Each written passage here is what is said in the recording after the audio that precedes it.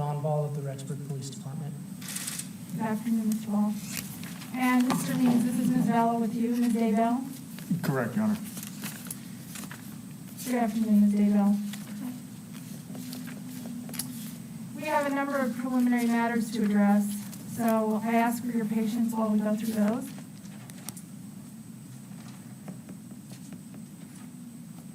First, I will note that we are all wearing masks in this courtroom. Today, pursuant to the Idaho Supreme Court's order regarding the COVID-19 virus, everyone in Idaho will begin resuming court business after a lengthy hiatus due to the virus, and we will all be wearing masks. It will take some getting used to. The courtroom deputies here are also going to make sure that social distancing is enforced. I have previously made findings on the record that allow us to hold this hearing in person. That's also required under the Supreme Court order, as most hearings are being held remotely by their order. This hearing is being live streamed and can be viewed on the Madison County Sheriff's Facebook page as well as eastidahonews.com. Today, we are here for a bond reduction hearing. A previous bond reduction hearing was held in early March. At that time, Judge Edens reduced Ms. Daybell's bond to $1 million. I have not been asked to review Judge Edens' sound decision and will not do so today. Mr. Means filed a motion to reduce bond on March 24th and another one on April 2nd. The one on April 2nd was supported by his declaration. This hearing today was previously set on April 17th and April 24th. But those hearings had to be vacated and reset because of the Supreme Court's order regarding the coronavirus when only emergency hearings were being held. The hearing was set for today, which is the first day that the Supreme Court order allows Idaho courts to start doing non-emergency business. As noted, I have not been asked to review Judge Edens' decision. What I have been asked to do is reduce bond on Mr. Means' allegation that new facts have come to light. In summary, Mr. Means alleges that he is being given an inadequate opportunity to communicate confidentially with his client at the jail. The state has objected to both the bond reduction and the allegation that Mr. Means and Ms. Daybell are unable to privately communicate at the jail. That objection by the state is supported by the affidavits of Lieutenants Ron Ball and Jared Wilmore of the Madison County Sheriff's Office.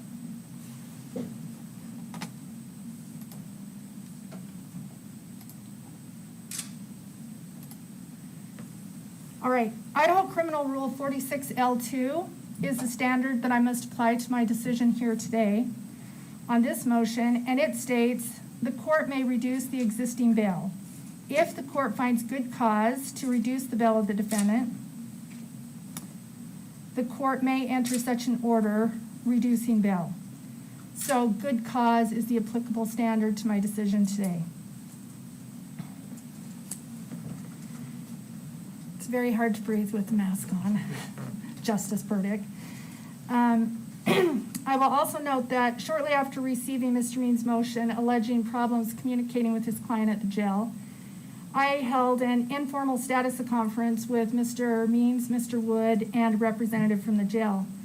The purpose of the status conference was to quickly ensure that Mr. Means was able to adequately and privately communicate with his client while the jail was trying to implement procedures to protect the inmates from the COVID virus. I also wanted to make sure that Mr. Means had an opportunity to connect with jail personnel so he knew how to communicate with them directly to resolve any problems that might arise.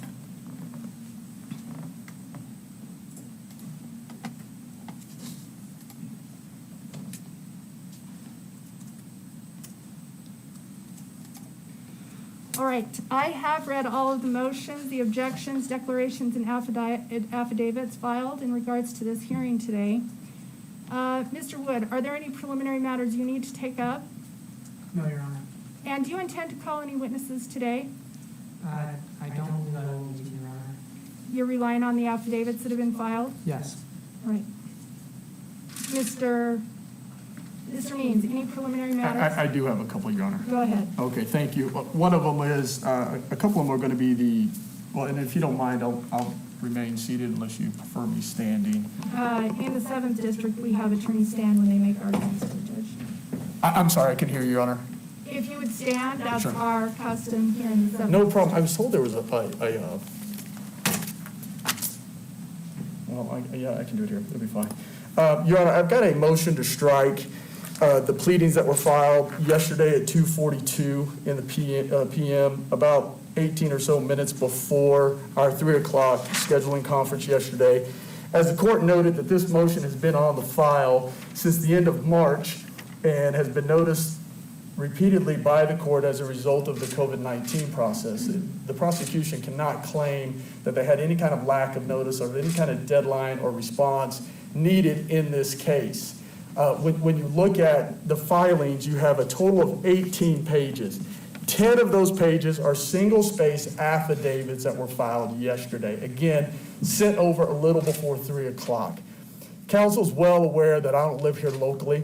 Trying to address or respond to new arguments, new affidavits filed literally less than 24 hours before today's hearing makes it extremely difficult for me as an attorney and is extremely unnecessarily prejudicial to my client in trying to respond to these new affidavits. Again, this is not an emergency motion that was set by the court yesterday.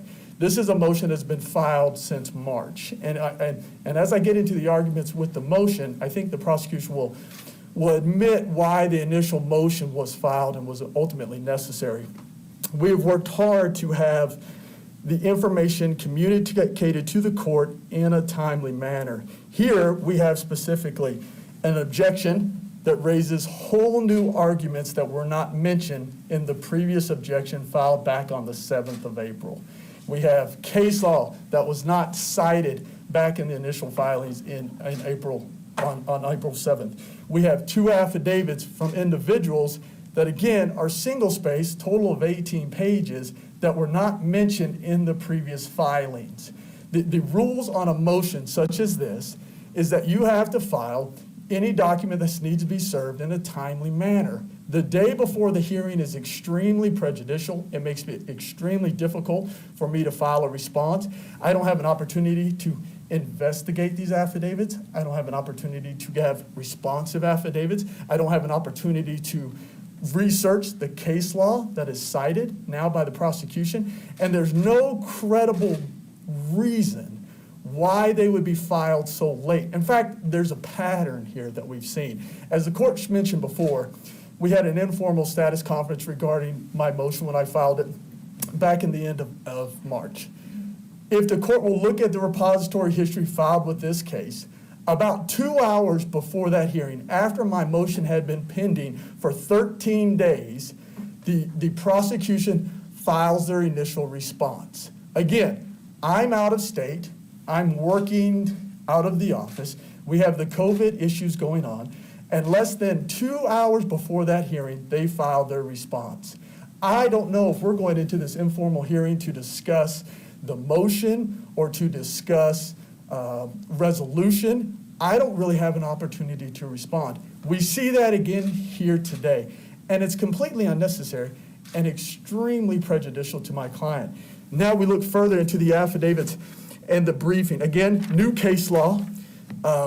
We see new accusations.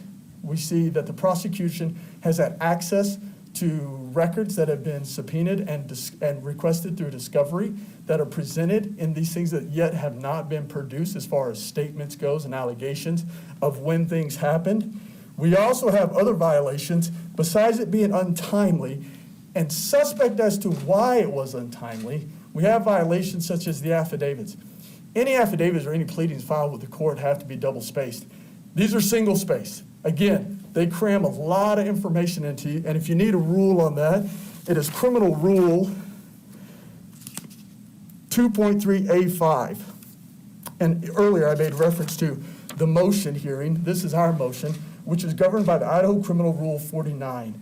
In Rule 49, it states that the time for filings is governed by the Idaho Civil Rules of Civil Procedure, which would be Idaho Rule Civil Procedure number 7.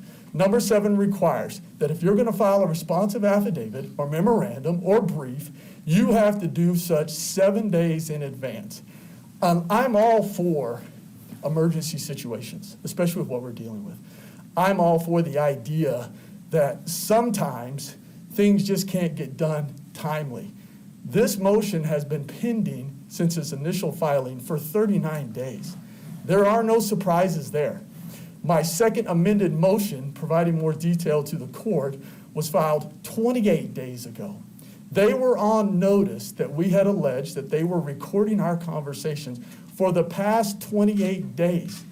But they filed their memorandum and they filed their brief and their affidavits literally less than 24 hours before. So what I'd ask, judges, that the 2 affidavits and the brief that was filed yesterday be stricken from the record. Mr. Wood, your response? Yes, Your Honor, the rule he cites doesn't require me to do that. I'm not required to file that in any time before that. I am allowed to file that at any time prior to the hearing. I'd note, Your Honor, I'm not even required to file anything. I don't even have to file an objection. I can just show up and object to a motion to reduce bail. I'm not required to do that. And so the fact that the affidavits are single-spaced, I would say, well, there's no harm, Your Honor. He's got to show some harm to that issue. As far as the issue of the filing, I don't see any rule that requires a time on that. So unless he can further articulate a rule, I think that motion needs to be denied, Your Honor. Your Honor, if I may respond. Idaho Criminal Rule 49 states that anything that is required as far as pleadings that need to be served have to be filed pursuant to Idaho Criminal Rule of Civil Procedure 7. 7 outlines that any briefs, affidavits, or responsive pleadings have to be filed 7 days in advance of the hearing. Obviously, it's not 7 days. And the way it's articulated to the court is, if he wants to show up and object to the hearing or object to the motion, fine. But there's a difference between objecting and filing briefs and affidavits less than 24 hours before. In the single space, unfortunately, no, that's not an accurate reading of a rule. I do not have to show to the court damage or prejudice to my client as a result of a violation of a rule. That's not the way the rules work. They have specific limitations on the format of what these documents are supposed to be because there's a limit to how many pages can be filed. Here, you take an 8-page affidavit, single space. If you space that out, we're over the 10 pages. There's intent there to circumvent around the rule here and try to cram more information in less than 24 hours and or statements to this court and not give an opportunity for my client to respond. Extremely prejudicial, extremely untimely, extremely unnecessary. 38 days, 28 days, the other side have had notice of this motion. Mr. Means, can you point to a rule that says that Mr. Wood has to give you notice before calling witnesses at this proceeding? Yeah, I will, Your Honor. So this is our motion. It's a motion for a bond reduction hearing. And that was, if Mr. Wood has consented that, or stated to the court that he's not intending to call witnesses, I don't know if necessarily we have to go down this road or not. If he is intending, one, if the witness is in the room, I'd ask that they obviously be excused. Two, that was my next motion that I was going to make regarding a strike or a limitation is, this is defendant's motion. Again, filed 38 days ago, pursuant to Idaho Criminal Rule 49, with the supporting cites to statutes and whatnot.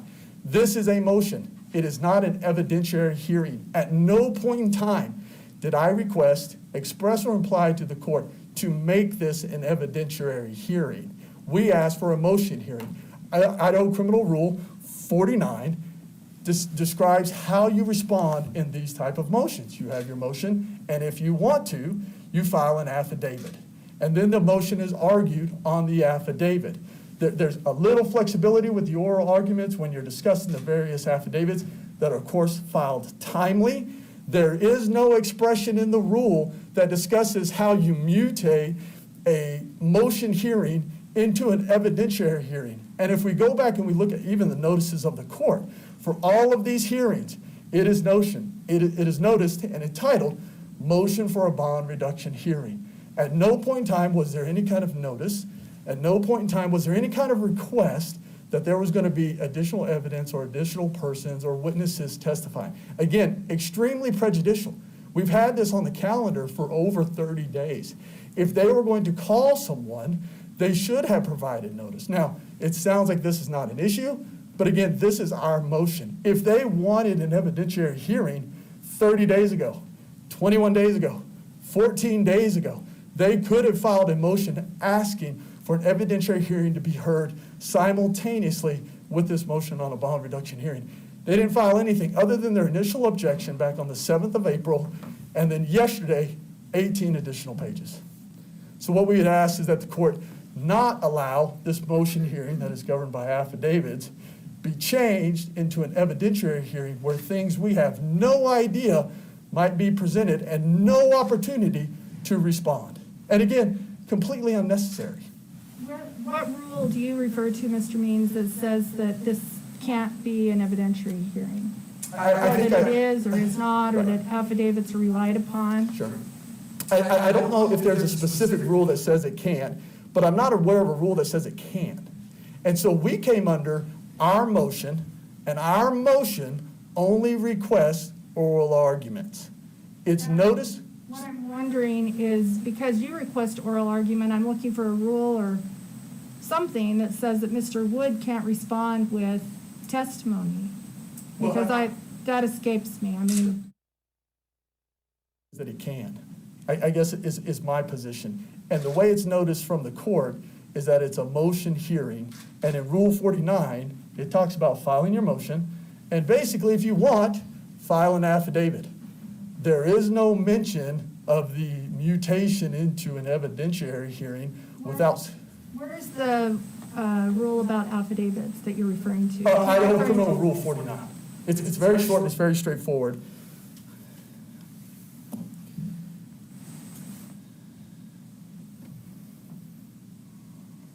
Idaho Criminal Rule 49, Yes. which section? Yes, ma'am. There's only one section. Let me see if I'm looking at Idaho Criminal Rules 49, A through D. let me see. Oh, excuse me, Idaho Rule 47.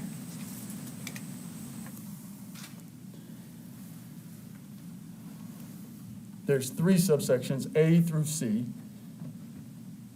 All right, so it says a motion may be supported by an affidavit. Exactly, maybe. I mean, you don't have to, like the prosecution said, he could come in and object to our affidavit, and that's completely right. But I think he's limited, given the rules of what kind of objection he can give, because. That's where I'm having the sticking point, Mr. Means. I'm not at all following your reasoning on why he can't respond with affidavits or testimony or witnesses or in any other fashion. Sure. When I look at Rule 47, there's no mention of any kind of evidentiary proceeding or live testimony that's offered to the court. What it says is, a motion, except when made at trial or hearing, must be in writing unless the court permits the party to make the motion by other means. A motion must state the grounds on which it is based and for relief or order sought. A motion may be supported by affidavit. There's nothing in the rule that says the day of the motion, the other side is allowed to present extreme amounts of information or new arguments or new testimony or new affidavits. It says that. I've read the rule. Sure. So what your argument, you're saying that even with the motion to suppress, the state couldn't call witnesses? Well, not because this is our motion. My argument is we noticed this up as a motion for a bond reduction hearing. At the previous bond reduction hearing, there was no request whatsoever for any kind of testimony, additional evidence. There was arguments given. We noticed this up to be very similar to that in a motion. They had an opportunity, if they wanted to have a motion for evidence, if they wanted to have live testimony, in any of these 38 days, they could have filed a motion to have it heard simultaneously today. So if you look at it, or even before or subject to the court schedule, So if they're allowed to file midnight affidavits totaling 18 pages in violation of the format rules and these other rules, it's unnecessarily extremely prejudicial to my client. Now, we can address them if we need to, but I have, and I hope I articulated this, 2 motions to strike. 1, the affidavits and the briefs that were filed, and 2, any witness or any other evidence that wasn't prior noticed or provided over to us at any time. No mention, no notice filed with the court of the intent to call witnesses, no kind of notice. This is extremely prejudicial. I'm not a fan of, if that was allowed, of an ambush type tactic when you're practicing law. I think it is wasteful of the resources that this court puts together to conduct a motion like this, to engage in those type of tactics. Well, motions to suppress are filed by the defense, correct? So by your reasoning, the state could not have put on any testimony of that without notice first. Without some kind of notice, or either their own motion asking for an evidentiary hearing. Because again, we only asked for a motion and affidavit oral argument. This is our motion. We didn't ask for anything else. All right. Your Honor. If I may. This is a bond hearing. The state's response was in direct response to the motion and the declaration filed by the defense. We are pre-preliminary hearing. It's simply a bond argument. Again, a reasonable time to respond. I responded yesterday. I informed the court and counsel so they had time to read it. It's not like I filed massive treatises on bail reductions. I filed 2 affidavits and a response. And the reason, quite frankly, why the defense is arguing so vociferously to this is because they've been caught filing misleading statements to the court. And so, Your Honor, every day defendants are charged with felonies and have bond reductions without any notice to the state or any notice to anyone. There is no requirement, and he has failed to articulate any requirement that I had filed this any earlier than I did. It was in a reasonable time. And so, Your Honor, I asked the state to deny this motion. I think it's without merit entirely. Thank you. Well, Mr. Means, what I will say is that in my many years of practicing in criminal courts in eastern Idaho, I've never heard your argument, and I've never seen that in practice, that someone has to give evidence that they're going to, or has to file notice that they're going to call witnesses or put on evidence at a hearing at this stage of the proceedings.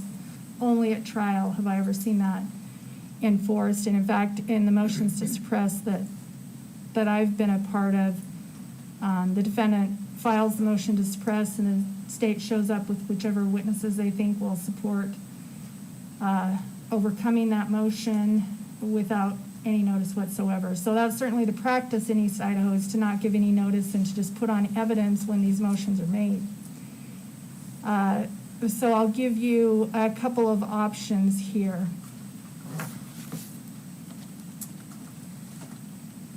Which is what I usually do in civil court, where I usually hear these sorts of motions to strike affidavits. And that is, we can go forward today, or we can reset the hearing so that you have sufficient time to review the affidavits and respond to them. We want to go forward today, Your Honor. All right. A few of the comments were made that I think need to be addressed prior to making your final ruling. I understand you're making a ruling on this motion, but a few of the things were said. Specifically, this isn't the state's initial response. This is a second response, right? And so I guess what the state is arguing, and I just want to make sure I understand this, that less than 23 hours before, or give or take 23 hours before a hearing, filing 18 pages, a second response with new case law statements, new persons, all of these things prior to the hearing today, according to the state, is reasonable, timely filing for today. The argument that the defense is engaged in any kind of misrepresentation is, we can get into this in a little bit, but it's disgusting. It really is. And the affidavits admitted I would argue that if I were the prosecution, I would not want them admitted once we go through kind of the history here, but I'm getting ahead of myself. It's just that statement was thrown out, and I think it needed to be addressed, Your Honor. Your Honor, I would just point out that the Court has no requirement to make the finding he just asked the court to make. All right, Mr. Wood beat me to the punch that I don't have to make any findings. I've given you the choice of whether or not you want to continue this proceeding so you can better respond to the affidavits, or if you want to go ahead today on the affidavits, or if you want to require Mr. Wood to call witnesses, because there's nothing in the rules that prevents him from calling a witness at a hearing such as this. So I leave that choice up to you. We can move forward, Your Honor, and I do have one other preliminary matter. All right, then I will accept your request to go forward today in spite of your objection and motion to strike. I'm denying the motion to strike based on your choice. What was your other preliminary matter?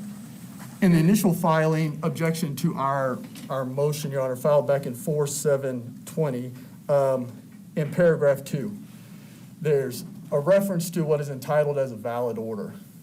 It's a slippery slope type situation with this paragraph. Are you talking about the affidavit that Rob Wood filed on April 8th, or which one are you referring to? No, Your Honor, his initial objection to our motion to reduce bond, it was filed, I believe, on the 7th of April. All right, It's got 8 paragraphs. okay, I see it. It was the one that was filed right before that informal hearing that you brought up. Paragraph 2 Okay, references a valid order. Now, I think, without getting too far, there are 3 currently pending actions here in Madison County involving my client. You have this case, you have the guardianship case, and you have a sealed case, okay? In the sealed case, this is the difficulty that I have. It is not appropriate to bring up the things that are being filed or alleged or whatnot in a sealed case in a public forum such as this. But in paragraph 2, he references the order. Now, we're dealing with alleged contempts regarding this alleged valid order. And with this valid order, in this case, we have count 5 of the complaint that seeks that she be held in contempt with a maximum for disobeying this order, and with a maximum sentence of 6 months and $1,000 fine. In paragraph 2, he's referencing an indefinite suspension be held until you are coerced into complying with this order. The problem that I have in responding to this is that is the remedy, and again, I'm hesitant to bring this up, but that is the remedy that they are seeking in the sealed case. It is not relevant to this case here, where the contempt that they're seeking to have her found guilty of is at a maximum 6 months and $1,000. So I want to strike that portion of paragraph 2 in reference to the requested remedy from the court and the reference to the valid order, because it's in direct correlation with a sealed action. If it is not stricken, I think we all take the chance of slipping down the slope of discussing potential things in a sealed action, where really the value of paragraph 2 versus the risk and the prejudice and the violation of a sealed order isn't worth going that direction. well, isn't it also directly relevant to count 5 Well, of this complaint? Somewhat. The maximum amount of sentence in count 5 is 6 months and $1,000 fine. He cannot turn around and ask, with my client not being found guilty, I mean, we cannot put obviously aside that she is innocent until proven otherwise, regardless of the contempt, regardless of the pending order. There are various defenses that a person can present to the court that would negate an allegation of not complying with an order. Those are all in play. He's asking for my client to be held indefinitely incarcerated until she complies with this order. This order is referenced to count 5, which again, the maximum sentence is 6 months and $1,000. So if he wants to amend paragraph 2 to mean, hey, hold her until 6 months and $1,000 fine, that's fine. That would be a more relevant argument for today. But to ask for an indefinite incarceration to lead to a coerced alleged obedience to an alleged valid order in reference to a pending sealed action, I think is a little difficult for my client to respond. And the value versus the prejudice, the value versus potentially violating a sealed order and the conduct that comes with a sealed order is tremendous, and it's not necessary. All right, well, I am not in the habit of striking other sides' arguments, so I'm going to deny the motion to strike paragraph 2 because that is an argument in objection to your motion. And further, Your Honor, there is something that needs to be pointed out for the record. let me finish, Mr. Oh, Wood. I apologize. Further, it references the count 5 of the complaint in this case. I'm not sure what the penalty has to do with this. I understand that you're saying that she be held, I understand your argument that you're saying Mr. Wood is arguing that in paragraph 2, his argument is that she should be held indefinitely. That is not the way I see his argument at all. You filed a motion for bond reduction. He objected to that, saying that she's still in violation of what he alleges is contempt in paragraph 5, and that he doesn't want the bond reduced. It's not Mr. Wood asking for her to be held indefinitely. It's his objection to her being released on this motion today. Now, Mr. Wood, anything you'd like to say? Yes, and I do apologize to the court for interrupting. It should be pointed out on the record that that court order is not sealed. That court order was specifically unsealed. And so I think that's very important because otherwise it sounds like we're talking about a sealed matter. We're not. The existence of that child protection action by order of the court was made public, and the existence of the court order that she produced her children was public. And other than that, I think the court has correctly stated what the state was asking for in that objection. All right, thank you. Anything else preliminarily, Mr. Means? If not, you can go ahead with your argument. No, Your Honor, I'm just looking at paragraph 2 and its reference to the Child Protection Act. Obviously, we'll just put on the record that any conversation regarding sealed action, we're at standing objection at this point. I appreciate that, and I appreciate Mr. Wood pointing out that that order and the fact of the case is not currently sealed, and I am sure he will not mention any part of that case that is sealed, and will hold him to that. So go ahead, Mr. Means. Thank you, Your Honor. My argument, I think, most likely makes organizational sense if I present it in the way of the initial filing by the prosecution on 4-7, where they list the eight paragraphs there. The first objection is that they disqualify, alleging that because we disqualified the previous judge, that we're attempting to take a second bite at the apple. That's obviously not true. Our motion alleges new evidence has come to light, needs to be discussed with the court that should be considered in setting bond for my client. There is no implication that because we've got a new driver in the seat that we want to take another bite at the apple. Number 2, obviously we discussed that issue. Paragraph 3 and 4 of his argument discusses limitations on access to a client as a result of COVID-19. Now, I'm sure the court is aware that across the country, challenges to stay-at-home orders and these other type of things are rising quite often because of the unique situation that we're in. Going back and trying to find case law on something like this, and I think you're going back to the early 1900s to find something similar to what we're dealing with here. But I think the Attorney General, William Barr, hit it on the head when he sent out a memo, and it was basically a notice to state and local ordinances and officials that, hey, we understand there's some difficulties here. Are you saying that the federal government has authority over the state government? No, Your Honor, I'm just saying his point is well taken, and the wording is probably better than I could articulate to the court. And so what he says is, if a state or local ordinance crosses the line from an appropriate exercise of authority to stop the spread of COVID-19 into an overbearing infringement of constitutional and statutory protections, the Department of Justice may have an obligation to address the overreach in federal court. Barr continued to say that any restrictions on religious liberties, discrimination against disfavored speech, and undue interference violate federal laws. We do not want to unduly interfere with the important effects of state and local officials to protect the public. But the Constitution, and this is my point, is not to be suspended in a time of crisis. My point there is the rights of my client as far as Article 6 and any other pending or applicable article or amendment here, as well as the due process rights, are not to be suspended as a result of the situation or circumstances that we deal with. Now, I think the gray area obviously is where does a local or state government overstep where it interferes with the Constitution? And that's where, we are today. I want to go back here a little bit. The court referenced my original motion filed toward the end of March on 3/24.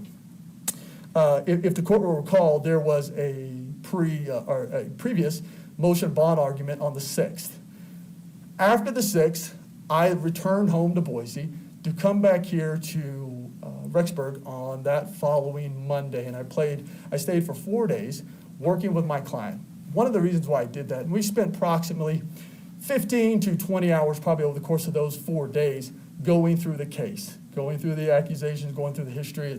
It is not a simple case when it comes to the amount of players and the accusations and the innuendos and all of these type of things. And so it took quite a bit of time in order to do that. I felt that was necessary.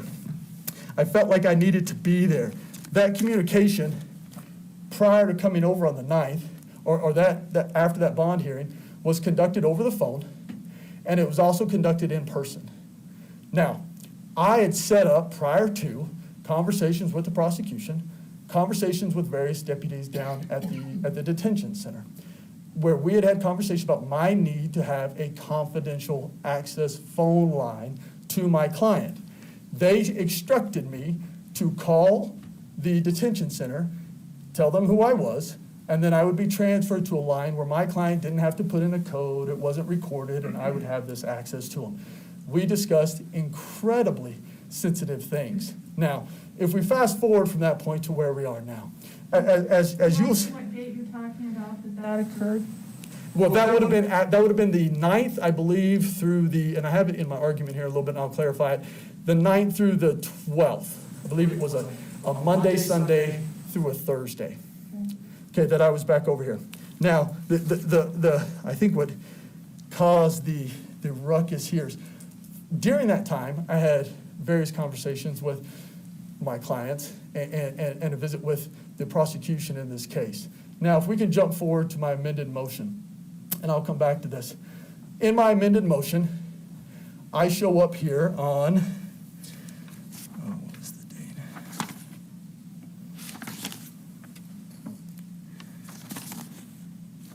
Give me 1 second, Your Honor, I just lost my date here.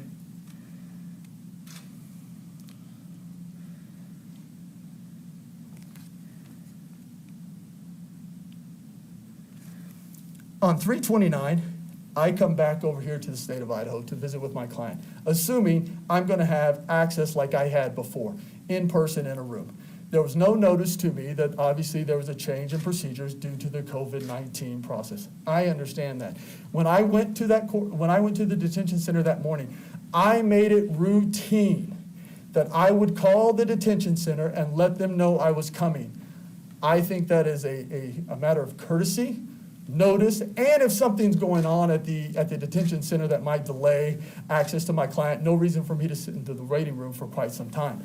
No problem was expressed. I show up, I go into the waiting room, a deputy comes out.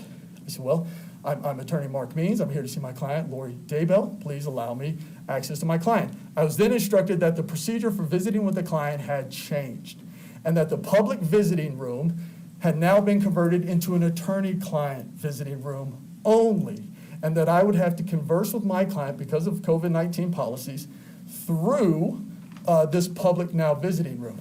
I said, well, that I have a box of documents, I have 16 gigabytes of information I need to go through with my client, I need to physically see them. They said, no, you're gonna have to go to this. I said, well, I'm already here, I need to visit with my client. Is it confidential? I was specifically told multiple times that morning by that deputy that my communication with my client would be confidential and not recorded. On March 30th? Yes, Your Honor, they're in the waiting room multiple times. I might not be the most seasoned attorney, but there is absolutely no way that I would ever get on a phone thinking that it was going to be recorded and have incredibly sensitive conversations with my client regarding their defense. They told me that the room had been changed at that point to a attorney-client visitation room only, and that the recordings were not going to happen. When they brought my client in, we sit down and we start having the conversation.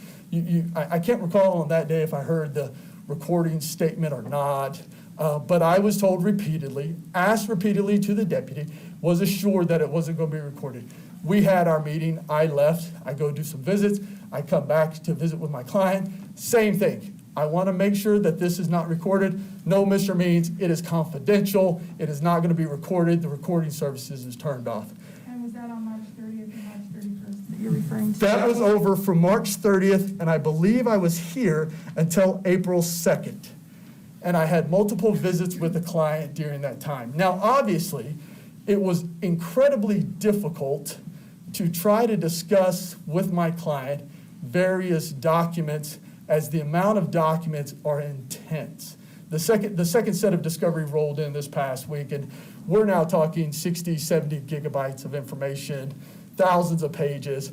I have to have this access with my client in order to prepare for this defense. So I did what I could while I was here. We had the conversations over the phone. I was repeatedly told it wasn't recorded. It wasn't going to be recorded. The recordings were off. And so I relied upon that representation to have that communication. My gut was, I think they recorded it. I heard beeping on the phone that just, I don't know if it was a cheap landline. I don't know if it bumped my ear, because as I sit there with the ear pinned to my shoulder, typing on a laptop, trying to show documents to my client, it's extremely difficult.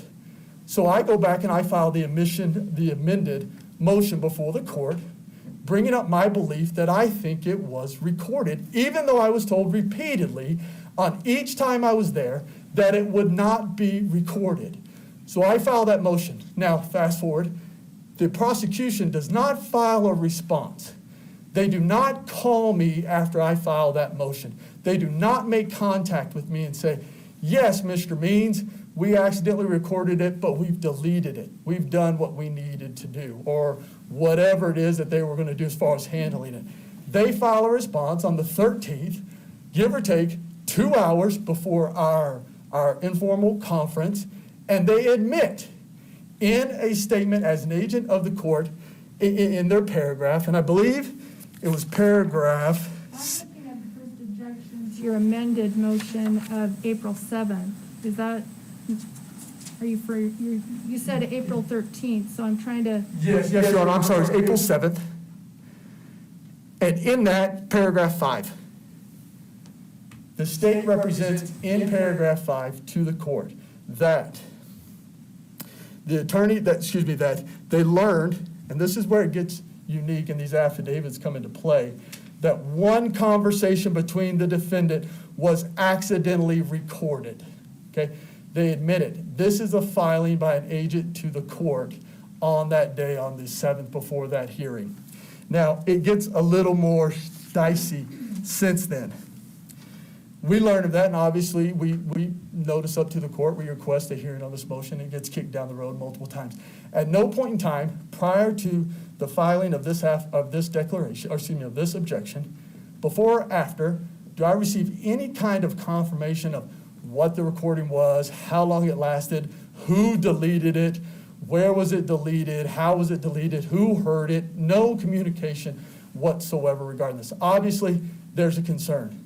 So now we jump to the end of March, April, when I come back over here and we learn, let's jump back to the initial bond hearing. When I filed my initial motion on 3/24 to amend the bond, I tried to keep it as less inflammatory as possible, especially given the media coverage. So the allegation is that new lights have come to light that the court needs to consider. When the prosecution, the state, and various individuals represent to the court that this is a one-time deal, that is not being honest with the court. After that, And now you're making accusations that I want to hear facts supporting. of course. And so what we have here is a conversation between me and the prosecution where they admit that previous recordings of conversation between me and my client occurred and they deleted them. This was before COVID-19. This was told to me directly. And the way it was told to me directly was multiple phone calls. Phone calls were recorded. When we realized it was you, we deleted them. Obviously, that is not a good situation. Now, you can't go and look at these filings and say, well, this recording back in the 1st of April occurred because of COVID-19. Because in some time between, and we have outstanding discovery and subpoenas for these, sometime after the March 6th hearing, when I was having telephone contact with my client, the state, the sheriff's department, whoever it was recording these conversations. And it's my understanding that these recordings automatically get transferred somehow either over to the police department or over to the prosecution. I don't know the exact process, but it was discovered in the prosecutor's office that they were being recorded and allegedly deleted. So that's why the initial filing, the initial motion. Now again, I was trying not to be inflammatory. I was trying not to cause a storm, but this obviously needed to be discussed because it was a concern. We now have multiple recordings and an objection that state that there's only been one recording and it was accidentally recorded and it was deleted. I attempted to give the prosecution multiple opportunities to relay to the court that this has happened before and this is how we handled it. Their response to me is not, yes, court, this happened, we apologize, we've addressed it. They can't come in and say with a straight face that this was a result of COVID-19 and new procedures when all of this happened well before those guidelines, well before anybody was diagnosed with COVID-19 in Madison County, because it happened then. I gave them those opportunities, and their response to me is that I'm a liar if you look at these affidavits and these responses, because I can't pin it down whether it was the 30th or the 31st. Now that's troubling to me, because also in their response, they talk about that it's not procedural, that Madison County doesn't do this. Again, I want to believe that. I want to believe that attorneys are guided by a higher level of ethics that we are concerned with. I know from my own practice, if I'm ever in a situation where an attorney-client privilege is going to be compromised in one way or the other, that if somebody's other party contacts me, I cut off that communication, I call the opposition, I explain to them the situation, and I say, what do you want to do? In this situation, there's a modus operandi here, much like these late filings. I had to go to the prosecutor, and only then did the prosecutor tell me that there were recordings that they were deleted. I had to file a motion with this court alleging that at the end of March, I was being recorded when I was told I wasn't being, and 13 days later, they admit to the recording. At no point in time did I receive any kind of communication or any kind of email or phone call saying, hey, Mark, this happened. What do you want to do with it? And so we have a situation here that makes it to where I cannot, in good faith, get on the phone with my client being detained in the Madison County Detention Center and be confident enough that the conversation will be confidential and we can prepare the defense, especially given the magnitude of this case. Now, the court decided not to strike those affidavits. I think if I were in that position, as a prosecution, I wouldn't want those affidavits filed. First off, there's multiple statements in there, and I could go through them paragraph by paragraph here. Multiple statements of unnecessary hearsay that is not allowed. If we look at first, I think the first one to go through that's most telling is affidavit of Lieutenant Jared Wilmore. Obviously, this was filed yesterday at 2:42. Lieutenant Wilmore is a deputy over the detention center. I think it's ironic that this affidavit is filed the day before. You know, the prosecution can't maintain they didn't have enough time or whatever. This person works obviously near us. Paragraph 6. He goes and he talks about, he says, I have not time to review my telephone notes, but give or take every time that I intended to come to the detention center, I called in advance. This is what I did. I did not have any reason to not believe I did otherwise on three. I'm looking at paragraph 6 of Wilmore's affidavit, Sure. because that's what you directed me to, so. Sure, no, this is my procedure. I should have made that more clear. So And- you're testifying now? No, I'm responding to the affidavit that was filed yesterday. All right. And so what we have here is, there's an allegation there that they had no notice that I was coming. Every time that I would come down to visit Lori, I would call in advance to make sure they weren't serving dinner or breakfast, or there was something going on that I could have access to her. Paragraph 8, we now have, interesting enough, we have double hearsay comments involving Deputy Wilmore and now Corporal Ryan Walker. What's interesting to me is Corporal Ryan Walker is an employee of the Madison County Detention Center. Why don't we have an affidavit from Corporal Walker? Why do we have, when you have intelligent attorneys on this case that know this is hearsay,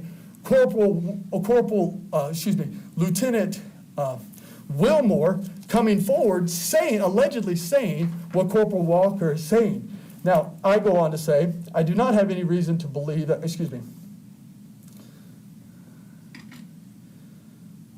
I recall the conversation that he's making reference to when I came in on the first morning.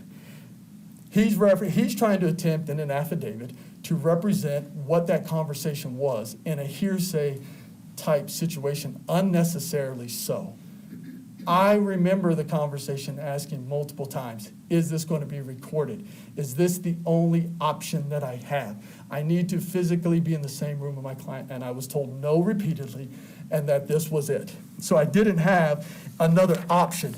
If you go to paragraph 9, 10, and 11, same thing. You have Wilmore making statements about Walker, and it goes further to a whole nother level of hearsay to Sergeant Baxton, and then it goes back and forth. Interesting enough, Sergeant, and I believe you pronounce it Baxton, is an employee there at the detention center too, but we don't have an affidavit from them. We have to rely on triple hearsay here.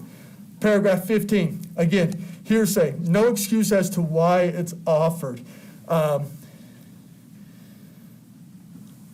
They try to present the idea that that the person there in paragraph 15 isn't aware that an attorney is there to speak with a client and that this is privileged communication. This has got to be at a detention center, almost a daily routine that these people would go through. And they knew me. If you look in their affidavit, they know I'm there to speak with my client, Lori. They know it's intended to be confidential. They know I've asked them repeatedly, is this recorded? No, it's not. Okay, I can rely on this. If you go on to paragraph 16, again, hearsay.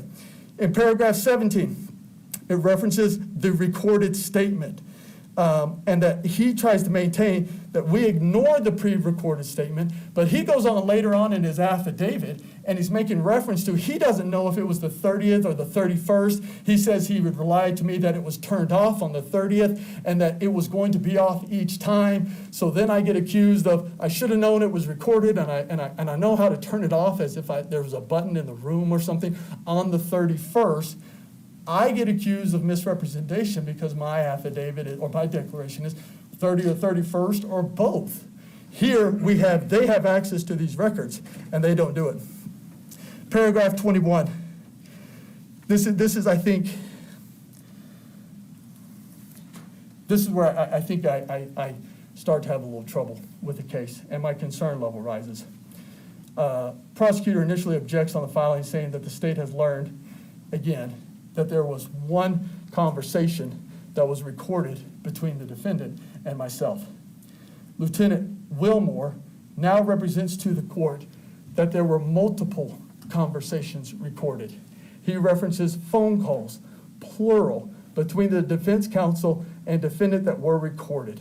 Okay, show me where it says multiple. He Well, says two. what he They said- say two. He says phone calls, plural.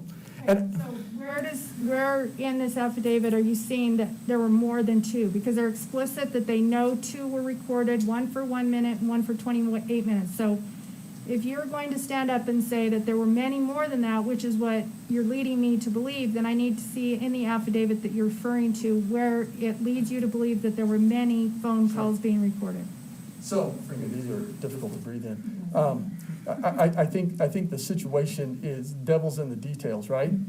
On the 7th, you have an affidavit filed, or a objection filed by an agent of the court that specifically cited and specifically said there was one accidental recording. And now you have Lieutenant Wilmore saying phone calls with an S. And are you referring to the two, or you're just saying he referred to the two phone calls by referencing multiple phone calls and phone calls? Because phone calls means two. Sure.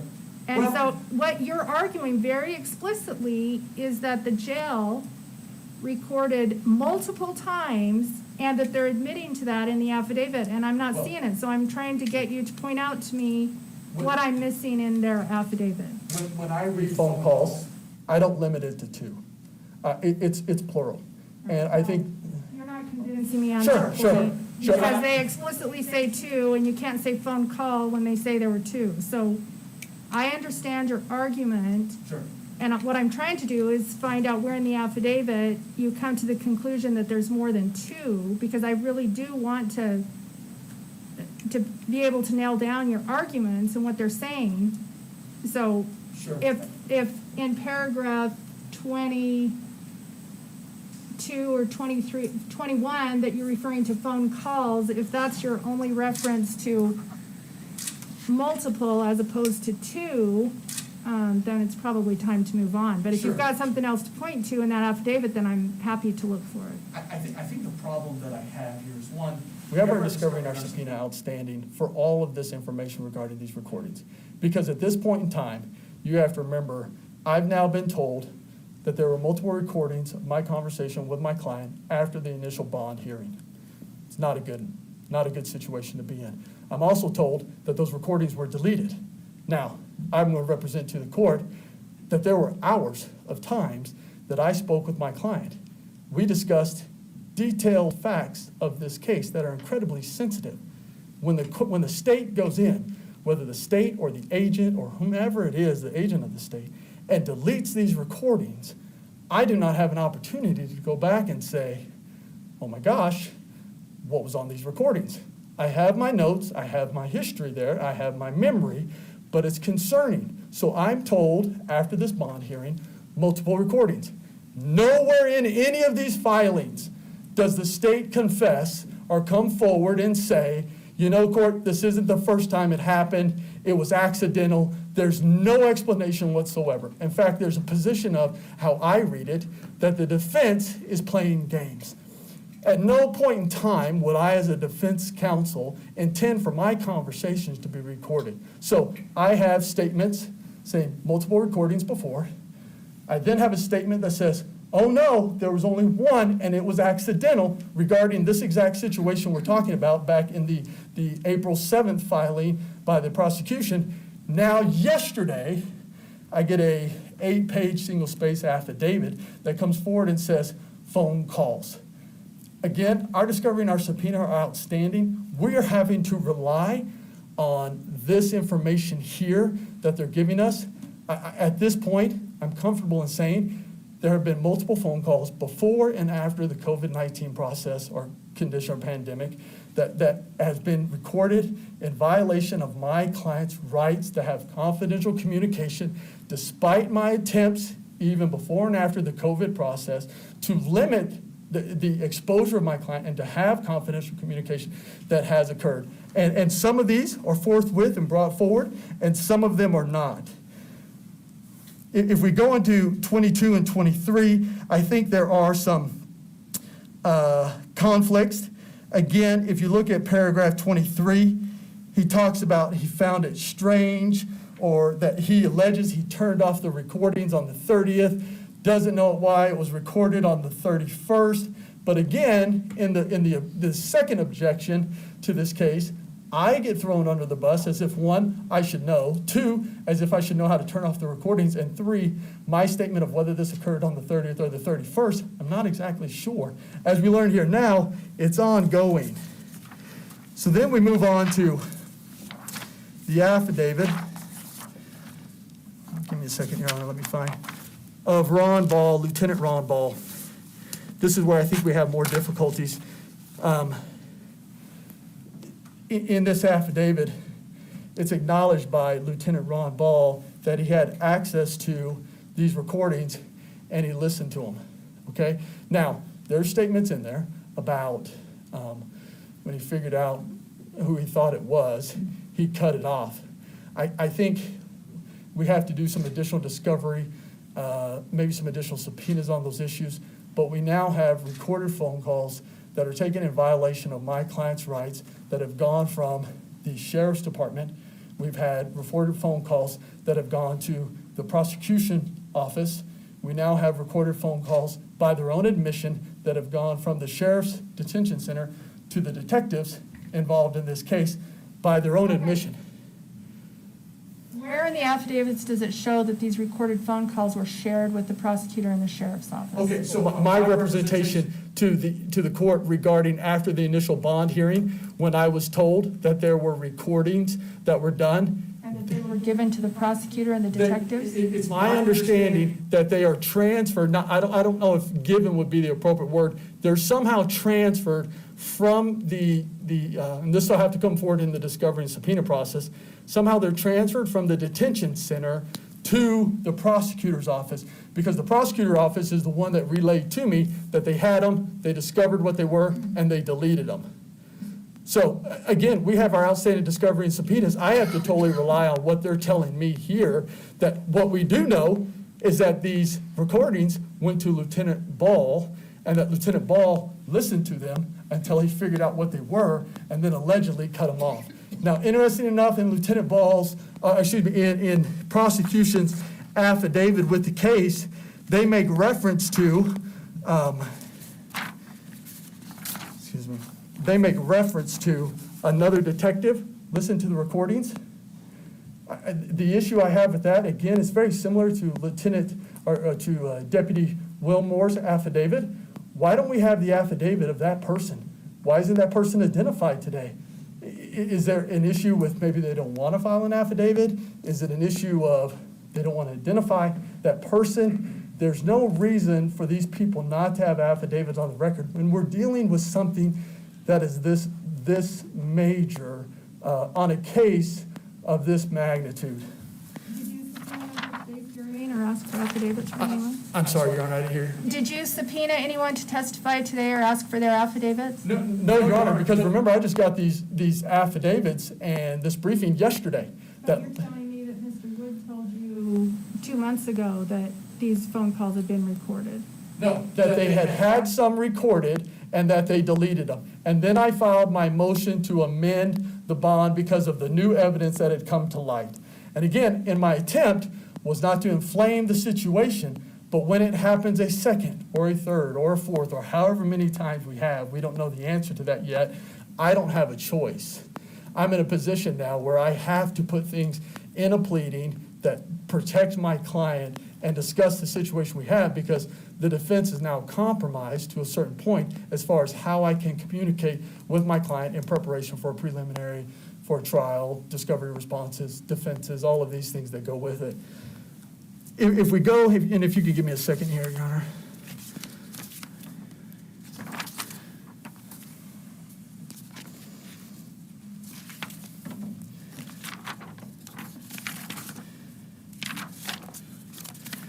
The last affidavit that was filed was the affidavit of the prosecution in this case. Obviously, we have issues and limitations in responding as they were filed the night before. In paragraph 2B, the prosecution makes reference that it's never been the practice of Madison County Jail to record conversations between inmates and legal counsel.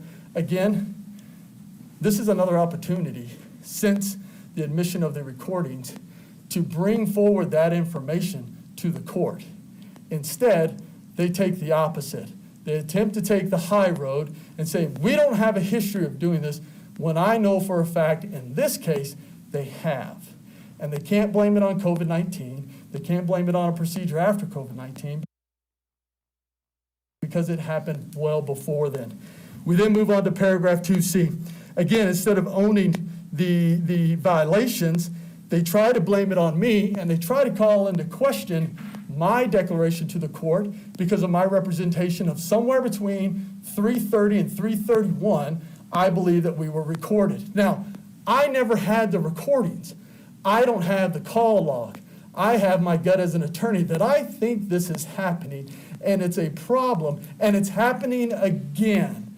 And so I think I have, again, a problem with that. When you go to paragraph EI, again, calling into credibility, even though the recordings are not in dispute. I'm accused of making false assertions to the court. I guess because I didn't present an argument for COVID-19 to justify the recordings. I don't quite understand that, but again, that's what's happening. And that's also illustrated in paragraph 4, that I don't bring that forward to the court. But we also have an issue with the prosecution not bringing forward the previous recordings. So then you move on to paragraph 5. Again, they have unnamed persons listening to the recordings, much like the affidavit of Wilmore.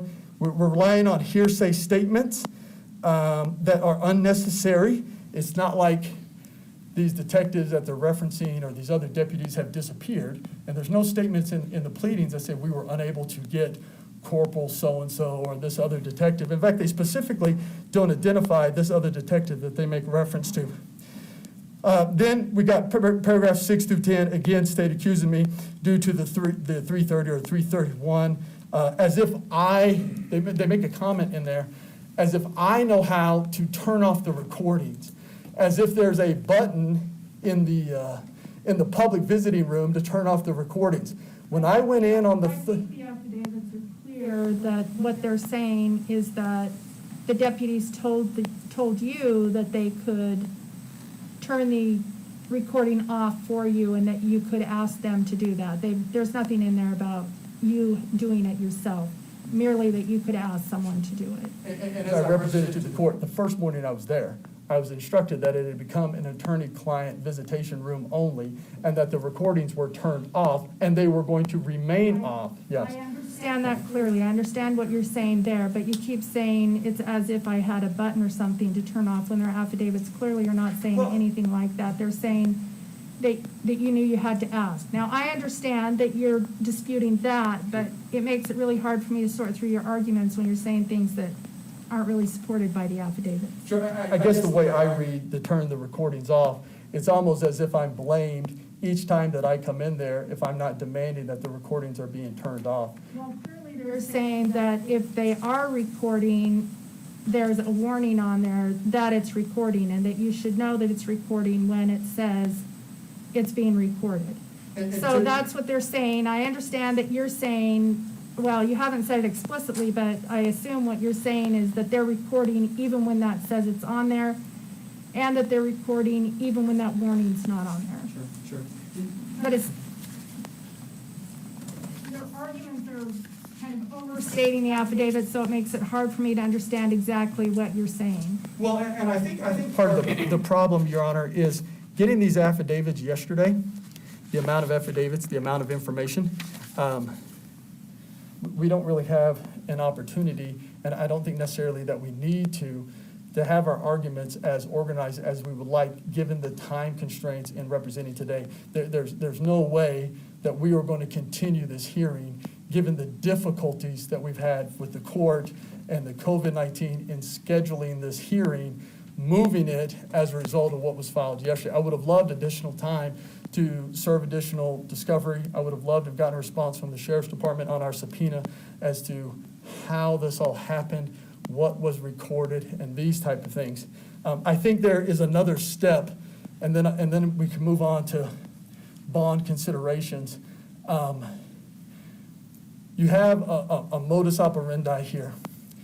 After the recording, or after the initial bond hearing, there's an admission of recordings. Then there's an admission that they're deleted, right? And that's the conversation we had. That was never brought to the attention of the court except by me. I would have liked to not have been in that position, but I have no choice in representing my client to bring that.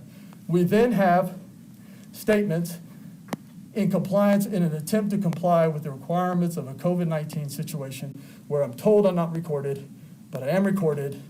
These recordings are passed on to various individuals, and then they're deleted. Okay, that's the other statement I'm having trouble following, that you keep saying that the recordings are passed on to people. Okay. And I don't see any evidence either in your filings or even what you're saying that the recordings themselves are being passed along, but that information, that recordings may have been made is being passed along. So I'm trying to figure out, I'm trying to understand exactly what it is that you're saying. Are you saying that the actual recorded phone calls between you and your client were recorded in some fashion and then passed on to detectives and the prosecution without your knowledge? Or are you saying that the fact that they were recorded was passed on to the prosecutors and the detectives? Because those are two very different things. You're exactly right, it's the former. And I don't know the exact phrase that would be used because we're looking at our discovery is not responded to and our subpoena. When I get our discovery back that describes how the Madison County Detention Center records their conversations and how, I'm using a general term, how they are transferred through inter-network communication between the Sheriff's Department, the detention center, the prosecution office, and the detectives, I don't know the exact phrase to use because we don't have that procedure down as of yet. What we do know by the affidavits that were filed is that there have been multiple recordings that somehow, we'll figure this out, these recordings, From the affidavits filed, you know, there were two recorded. well, at least two. Rob makes reference to another one, and then we also make reference to the ones after the initial bond hearing. So how many? Make reference to those, but not in affidavits, just in your argument today, correct? So your Well- representation, your proffer, I guess? If that is denied as being factual, that there was a disclosure to me of previous recordings of my client that somehow made their way to the prosecution office and deleted, we have a much bigger issue on our hands. Then, You're proffering that on a certain date between the last detention, or the last bond hearing and your filing of the motion, that Mr. Wood told you that there had been jail recordings of your conversations with your client that had been deleted. I don't know the use of the word jail, but it was between me and my client. So if I'm trying to be exact for the court, the admission was there had been communications between me and my client that were recorded. Somehow he became aware of them and they were deleted. I do not know how many as of yet. I do not know who else had access to them. I do not know who listened to them. What I do know is that prior to the COVID-19 pandemic and the changes at the Madison Detention Center, recordings were made and they were, for lack of a better phrase, passed on in some shape or form to the attention of at least the prosecution in this case.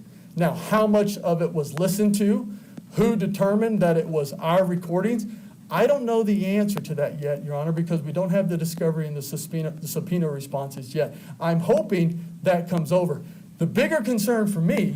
Okay, well, let me stop you there too, because I don't know for sure about Madison County, but I know that Bonneville County Jail, which I think uses the same system, there are any number of people who can access the recordings from their computers. So they can just log into their computers and see what, Sure. Joe Jones is saying to the wife that there's a no contact order with.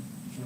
And so they regularly, probation officers, police officers, detectives, prosecutors, look for jail recordings. This is a very common practice. They can access them. There's no actual recording. It's a computer method of getting them. And that could very well be true in this case here. It could be as simple as there was a recording and Lieutenant Ball said, oh, there's a recording here of Lori Vallow, or there's a recording from yesterday, and he clicks on it and he listens to it. Or there could be a mechanism that automatically transfers specifically her recordings or her communications to somebody else. I don't know the answer to that. What we do know is that there have been more than at least 3 recordings admitted and deleted.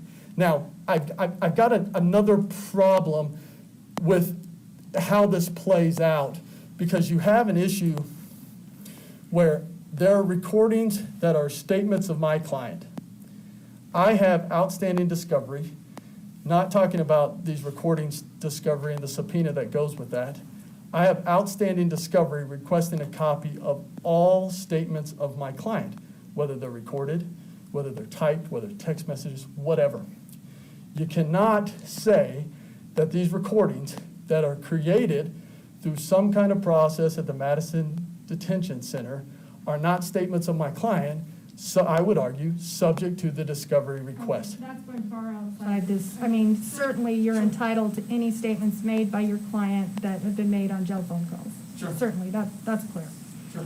Let me go back to your affidavit too, because you're making a lot of really serious representations that are not included in your, you called it a declaration. I think the rule requires affidavits, but it's, your declaration is under sworn penalty of perjury. But I don't see anything there saying that there have been, between the first hearing and your motion of April 2nd, Mr. Wood admitting that there had been previous occasions that they had been recorded. And this is where I think I struggle. This is where I'm not a fan of what I would call ambush litigation. I'm not a fan of grandstanding. I'm not a fan of melodrama or attracting unneeded attention. When I filed my initial motion with the court back in March, I alleged new facts have come to light. With that motion, I've known the prosecution in this case for quite some time, and it was my hope that they would bring it to the court and explain it to the court so that I didn't have to. That was not done. And in fact, the opposite happened, where now I'm in their filings from last night being accused of misrepresenting or withholding things from the court. It obviously is an issue that it was not brought to the attention of the court so that the court could make a decision today based on all the information that is available. And like I said, if it is denied, we have a bigger issue. Well, I completely agree with you that I need to make a decision based on all the information I have available. But the only information I rely on is either testimony or sworn affidavits. And so you're here in court today telling me all these things that you argue are true, but you didn't include them in an affidavit at any point in time. And I understand that what you're saying is, well, I didn't want to make Mr. Wood look bad. But it's just hard for me to reconcile the fact that you submitted a sworn affidavit where you had every opportunity to lay out these allegations that happened in March before you filed a second motion for bond reduction. And you didn't take that opportunity, and so it makes it difficult for me to make a decision because I cannot use as evidence your statements in argument of what might have been said. Your Honor, if I think this goes back to the very beginning. If my motion can be interpreted to be an additional opportunity to present evidence to this court without prior notice, I don't think that sword can swing toward me in that way and say, you can't make this argument. I mean, from the very beginning. Well, you can make any argument you want, but when you ask me to rely on facts, then I need to rely on facts that are before me in some fashion. Now, if you were to make a proffer of exactly what date and what admissions Mr. Wood said as a member of the bar and those ethical responsibilities, then I might be able to go forward on that. But it's been hard for me to sort out exactly what your accusations are. Right. Well, the situation that I get into is, would the court want me to call Prosecutor Rob Wood to the stand to discuss this conversation? Well, if I get the chance to hear from Mr. Wood, I'll hear what he has to say about those other conversations. Yeah, and that's how I'm hoping it can be resolved. Again, because I don't want to have to take it further than we need to. But what we have here is repeated violations prior COVID-19, post-COVID-19, that have made it to where I cannot, in good faith, communicate with my client through a telephonic system at the Madison Detention Center in preparation for what is probably one of the largest cases to ever come through Madison County. And the amount of documents and other information, we're dealing with things in this case now with this recordings that we should not be dealing with. But unfortunately, we are. So obviously, Your Honor, I'll save any other additional remarks unless you have questions for me regarding after you have an opportunity to discuss the situation with the prosecutor. If you would like, I could go ahead and move on to what we would like to happen as far as the bond goes, what we would like the court to do. I mean, I've allowed Sure. it well over an hour so far. Sure. We only have another hour and a half left. Mr. Woods needs to respond, and then I'll give you the last word since it's your motion. I appreciate it, Your Honor. If you could give me 1 second here.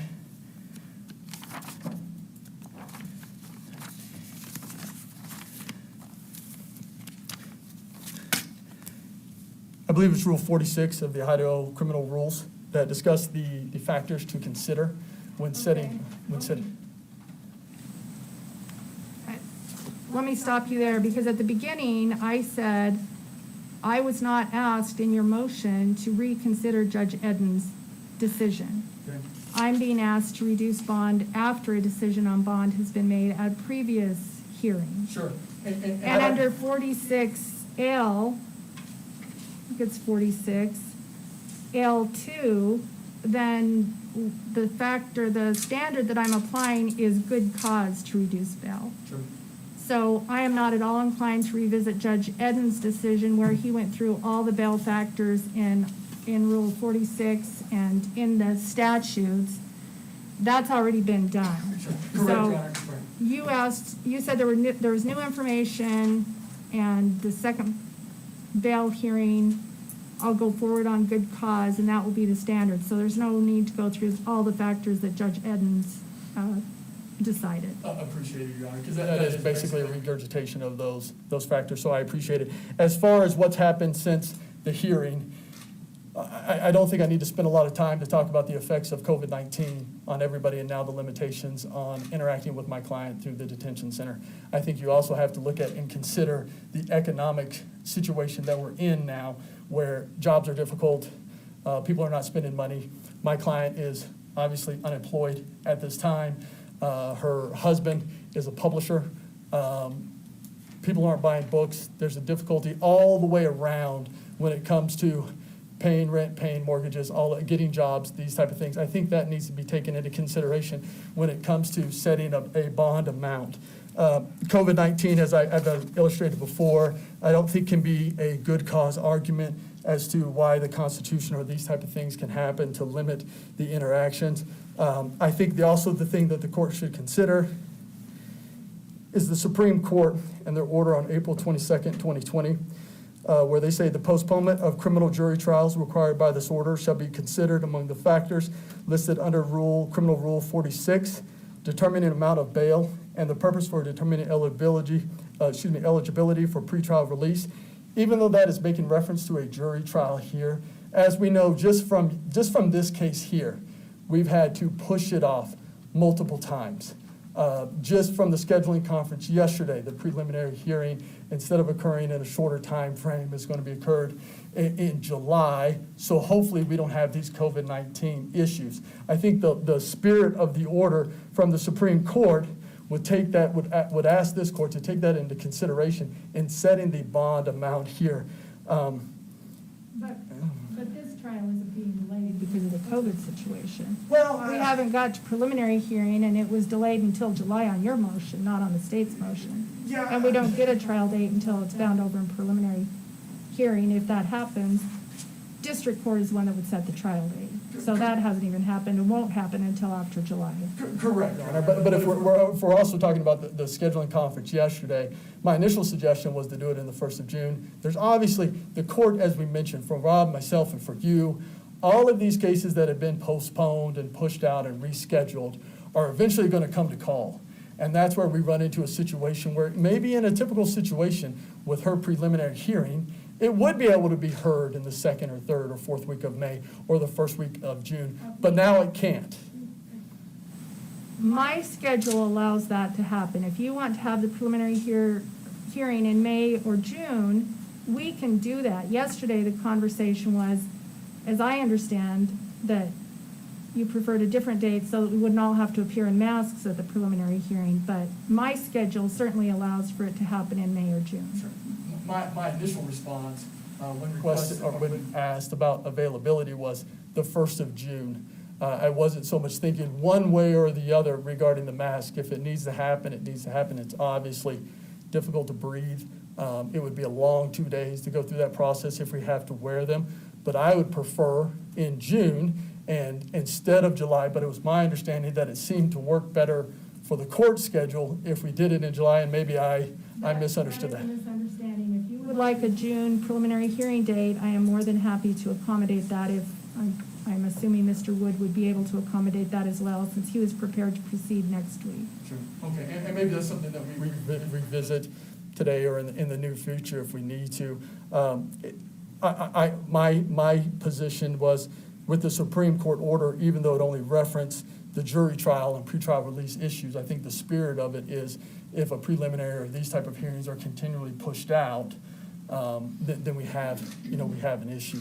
I mean, the recordings that we're talking about, we're the 1st of April and the end of March, and we're a month later as a result of COVID-19. We could have had this conversation 30 days ago, but by no fault of anyone in here, it gets pushed out until May 1st. Those are the type of things that I think the court should take into consideration in setting. We did have an informal conference 3-4 weeks ago where we had a jail representative here, you were here, Mr. Wood was here, and I tried then to make sure you knew who to talk to at the jail and that we smoothed out any wrinkles. Well, I had a problem. I really appreciate, and I want to make this clear, I really appreciate the court in this unique situation that we're in, conducting those types of communications, because I always believe that if attorneys are talking to each other, if they're shaking hands, even if they don't really care for each other, justice can be better served. It can be served in a more efficient manner, and it can be done in a better manner. And so I appreciate that. But in reference to that, it's important to me that you have access to your client as soon as possible, knowing that the jail had to protect their inmates from Right. COVID-19. Yes. So there were unusual circumstances, but I also wanted to make sure you had access to your client and that the jail knew that I was involved in that process. Sure, and I think the difficulty that I got into in that hearing is, one, it was noticed on a very short amount of time as far as notice goes. And again, I appreciate the court doing that. That's the world that we live in right now. The response and the objection to my motion was filed, as I said earlier, about give or take 2 hours before that hearing, only after we were requested to participate in that hearing.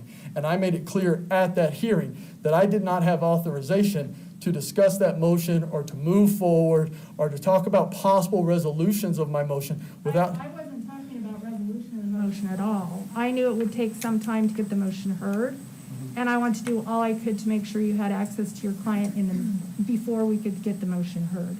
So I was not asking for any resolution, or I don't want to leave the impression that I was trying to promote resolution of that motion at all. I did not expect you and Mr. Wood to do that at all. All I wanted, my sole purpose in that status conference was to make sure that you and the jail were communicating with each other and that we were taking the appropriate steps to know what was going on with the virus in the jail. At that point, it was a very dynamic situation at the jail. So I just want to make that clear for the record that all I was intending there was to smooth your access to your client. And I appreciate it. And I think that occurred on the 7th of April. I think at that time, and somewhere in here, the motion was set to be heard, I believe, on the 14th of April at that time, and then it got moved. And so what we were talking about is a week time frame there, but not an opportunity to really openly discuss some of the concerns that I had as far as access or communication with my client. I wasn't able in that informal setting, Your Honor, to discuss the idea of the recordings and how they happened and how we're going to fix I would it. not have expected that. Exactly. And that was the situation that I got, especially without my client present or without my client having notice of the hearing. So, Your Honor, we had asked that the court would take all of this into consideration. I want to make it very clear, I haven't been doing this as long as a lot of people, but I've been doing it a while. I have never seen a situation like this where I feel based on what has happened pre and post COVID-19, that I cannot have why my client is detained in the Madison Detention Center, confidential communications as we sit, especially now, and even before COVID-19 when they were recorded. I cannot take her case, prepare a defense in a case of this magnitude with the limitations and the idea that potentially it's being recorded and or in some way or another making its way to various individuals. That's a problem that we have. I think the court, in taking that into consideration, looking at the COVID process, looking at the economic downturn, looking at that my client is not an economic or a rich woman, taking into consideration and setting a bond that is reasonable and something that she could meet, and at the same time keep enough skin in the game where the court feels comfortable in allowing her to put this bond amount down and be released to her husband so that she can better help me in preparing her defense. All right. Thank you, Your Honor. Couple of issues. An affidavit of an officer, especially on a bond hearing, hearsay is allowed. Is allowed. I want to talk about this issue that all these phone calls have been recorded.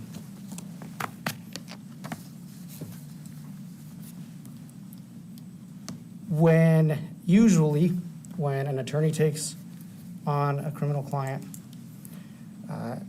in this area, it's usually the same attorneys. The jail has their numbers on record. When they call in with that number, that call is always confidential. At the beginning of this case, I think what Mr. Means is referring to, well, before I go there, because I don't know that here's how this works. The jail actually doesn't record the phone calls. Telmate records the phone calls. Different people have access to Telmate. The jailers have access to Telmate. They can't alter anything from Telmate. In fact, and I need to correct, nothing is actually deleted, but it can be blocked. So if a phone call is ever made, it can be blocked, but it can't be deleted. And that's something I've learned through this process. Now, if an attorney doesn't register their number with Telmate and an inmate sends an outgoing call to that attorney, it's not going to be protected. And the thing to remember, though, not only is it not going to be protected, they will be warned, because every non-confidential phone call starts with the warning that these calls are subject to monitoring and recording. Case law is clear that when you know someone else is listening, it's not a privileged conversation. We've submitted that in our brief, and it's clear. So this issue of multiple phone calls. The first time Mr. Means came into my office, he met with me and Spencer Rammel. I had, I believe it was that day, heard his voice. One of our secretaries who are allowed to listen to jail phone calls had that phone call going. I said, stop that phone call. We called Wilmore, Lieutenant Wilmore. He blocked it. We said, block this number, because it was the same number I had. Deputy Wilmore can verify that.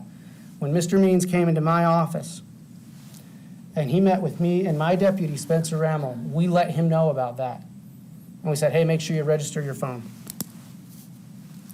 This idea that we told him that multiple phone calls were being recorded is absolutely false. And Your Honor, we are more than happy to allow Mr. Means to come over and get those phone calls. And he can see that multiple phone calls between him and his client have not been recorded. I do want to talk, though, now about the specific issue at hand, which is the alleged phone calls on the 30th and 31st. Before I get there, though, I would like to make note that if you file a pleading asking for a bail reduction saying new facts have come to light, I don't know if he expected me to decipher what that meant, especially when we had already talked to him about that one phone call, you can't expect anyone to respond to a vague reference to new facts have come to light. Quite frankly, we don't know that that's what that meant, because he didn't plead it in particularity. So I want to talk about this new claim that bail should be reduced because of March 30th and March 31st. Your Honor, when I sat down with Deputy Wilmore, or Lieutenant Wilmore this week to further prepare for this hearing, this declaration can only be read in one way. It can only be read in one way. And so let's talk about what's in it. Clearly, he knows he's being recorded, because he says in paragraph 5 that upon arriving at said detention center, I was required with no attorney-client option to the sole option of communicating with my client in the public visitor meeting room, wall of glass between attorney and client, over a recorded telephone line, upon which my client was required to enter her inmate number for charges and consent to recording of said phone call prior to the connection of the telephone lines. Your Honor, the problem the state has is, don't rely on what I say. Don't even rely on the affidavit. Rely on the records that were provided to the court. There was no recorded phone call on March 30th. Deputy Wilmore, and it shows in his Exhibit C and D, turned it off for 24 hours that day.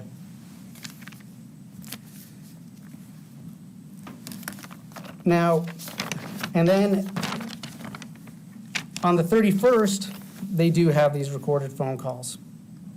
Again, which I guess I don't quite understand what defense is arguing, because he said he had a hunch, but in paragraph 5, he makes it clear he knew a call was being recorded.